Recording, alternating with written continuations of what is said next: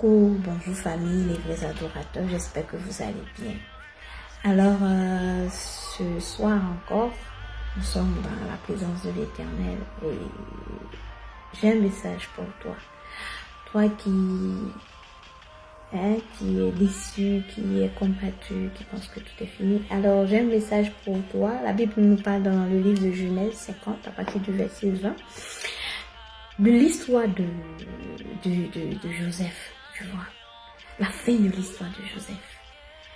Joseph qui voit ses frères et sœurs et tous ses frères qui sont venus à lui, il leur a dit, ne vous inquiétez pas, parce que le mal que vous avez voulu me faire, que vous m'avez fait, l'Éternel a transformé en bien pour moi. Amen. L'Éternel a transformé cela en bien. Dieu m'a dit quelque chose, il m'a dit, tu sais, les gens tuent le sauveur. Et dans nos familles respectives, dans nos maisons, dans nos entreprises, dans la société, on a tendance à s'en prendre à nos sauveurs, aux personnes qui sont nées pour nous aider, qui vont être nos sauveurs à l'avenir demain. C'est eux qu'on combat, c'est eux que la société combat, c'est eux que la famille combat.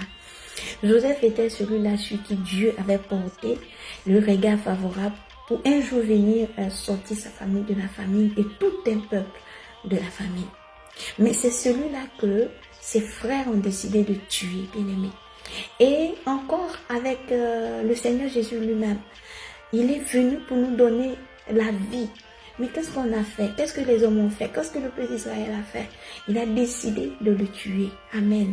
Et quand on regarde aujourd'hui dans nos sociétés, dans nos familles, dans nos maisons, on attaque plus les personnes que Dieu a choisi spirituellement, les personnes sur qui Dieu a mis sa marque. Mais ce soir, je viens te dire quelque chose, que de la même manière dont les frères de Joseph ont vendu Joseph, qu'à la dernière minute, ils se sont inclinés, c'est de cette même manière-là que je vois le Seigneur incliner tes ennemis à tes pieds, parce que je te vois, je vois le Seigneur te mettre à la table des rois. Amen. Il te met à la table des rois où ils seront obligés de s'incliner. De la même manière, Jésus a été ressuscité dans les morts. La Bible dit qu'il est assis à la droite du Père. Il viendra juger les vivants et les morts. Et tout genou fléchit, toute langue confesse qu'il est Seigneur. Bien aimé, c'est de cette même manière que la situation que tu traverses aujourd'hui, c'est pour que tes ennemis, ta famille, tes amis, tous ceux-là qui n'ont pas cru, ils viendront et ils s'inclineront devant ton étoile. Alléluia. Parce que bientôt tu vas briller. Tu vas briller dans le nom puissant de Jésus-Christ de Nazareth. Sois encore béni.